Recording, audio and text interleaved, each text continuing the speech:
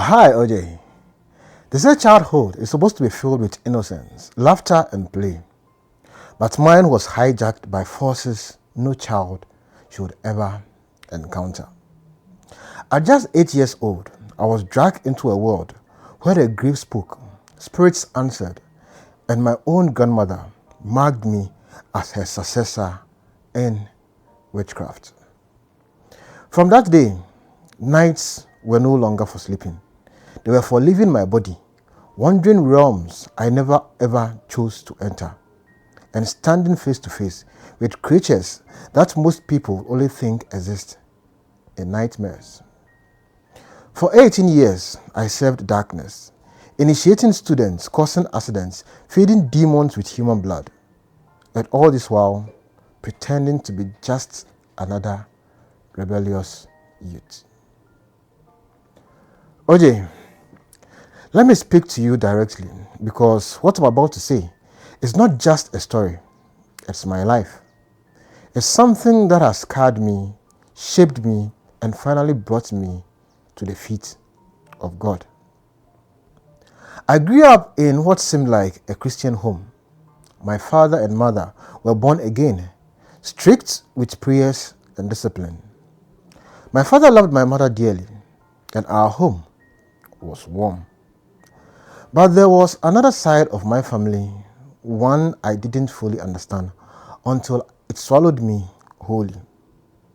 That side was presented by my grandmother.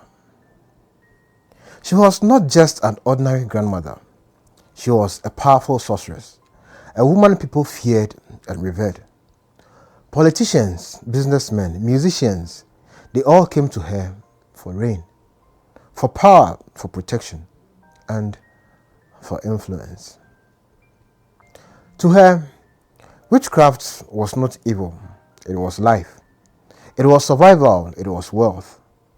And as her only granddaughter, she had already chosen me to inherit all that. I was 8 years old when she took me to a graveyard. She stood there, tall and commanding, and began to call upon ancestors. She named me our lineage, calling out the spirits one by one, and then introduced me. This is my granddaughter. When I am gone, she will continue what I have started. I heard voices that day, OJ, voices rising from the ground, voices that chilled my bones. I knew then that I was no longer a normal child. That night, everything changed. I began to leave my body in my sleep. That is astral projection.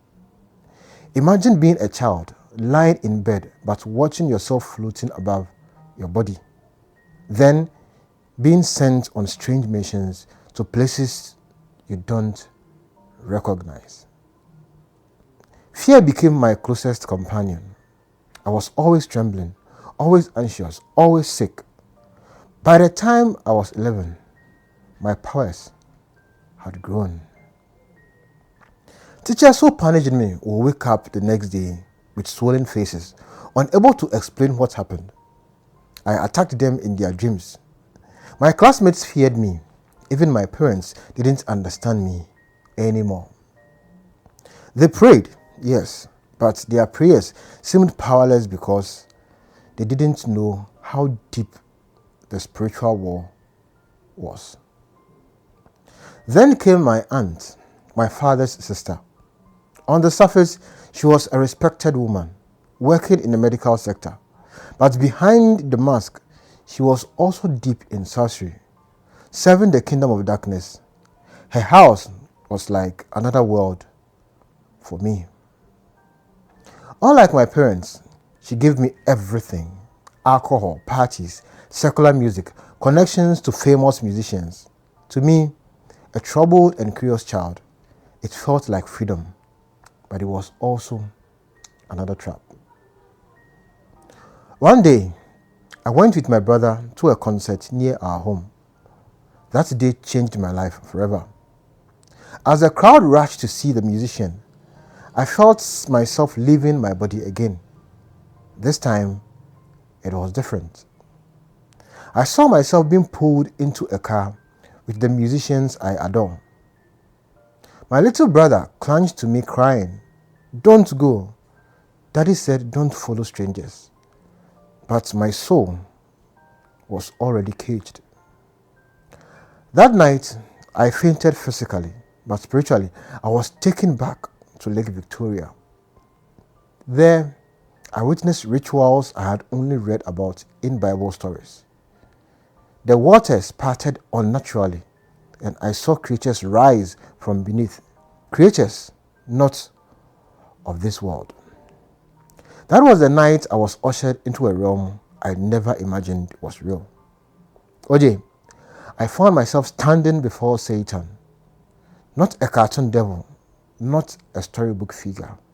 A real being, towering, terrifying, radiating hatred, so deep it pierced my soul. He looked at me with eyes full of contempt, and I knew instantly he hated me simply because I was made in the image of God.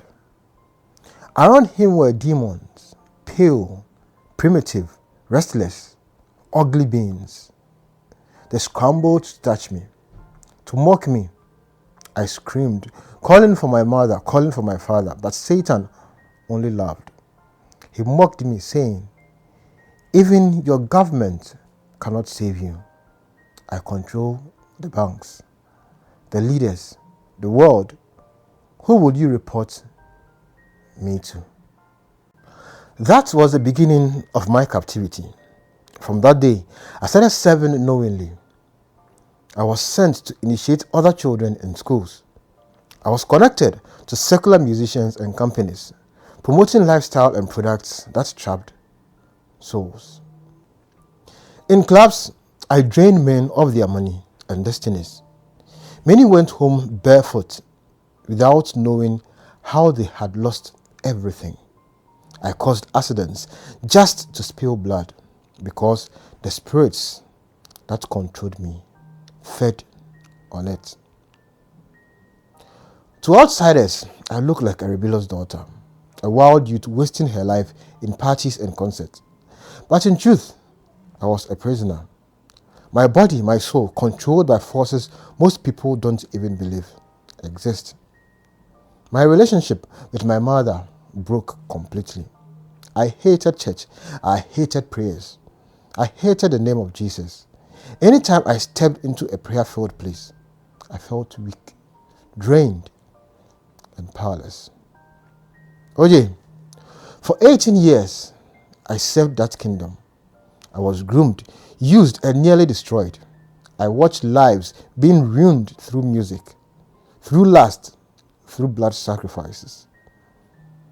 I became stronger than even my grandmother, to the point where she began to fear me. I was her successor, but also her rival. OJ, I cannot explain the depth of darkness I lived in. Nights where I stood before creatures no human soul could ever see.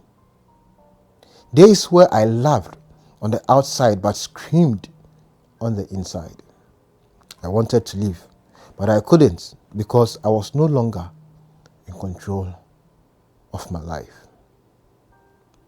But my story doesn't end here.